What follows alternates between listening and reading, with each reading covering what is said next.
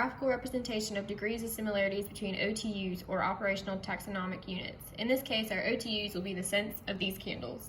In this tree system, I have illustrated anagenesis and cladogenesis. Anagenesis is indicated by each horizontal line that shows the evolution within a lineage over time. Cladogenesis is indicated by the different branches of the tree, which represents a divergence of our OTUs. If we look at this branch, it would be the divergence between simple chocolate flavors and then the dessert chocolate flavors, or scents. Another feature of this tree are the nodes, which are represented when a vertical line is intersected by a horizontal line. Before I discuss the type of nodes, let me explain how the tree is rooted. This vanilla scent is the outlier in the group because it has diverged earlier than all the other scents. In this case, because it is the most basic in terms of our OTUs, or scents. We call it a rooted tree because we can root or join together the whole tree by having a single common ancestor for the whole tree, indicated by this node. There are two types of nodes in this tree. Like I said, this node roots the tree because it is the node in which all other scents emerged. The other type of node that we have is an internal node.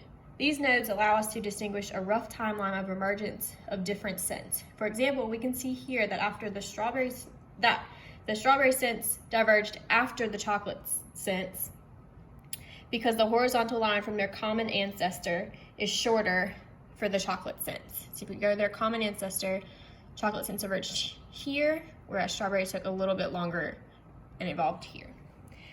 Using this same technique, we can identify the most common ancestor for any scent. If we look at strawberry cheesecake and the strawberry scent, for example, we can trace it back to this node here. This node right here, which would be their most common ancestor. We can also visualize that timeline of emergence by the length of each horizontal line, being that the longer the horizontal line, the longer the scent has existed, with the vanilla being existed the longest.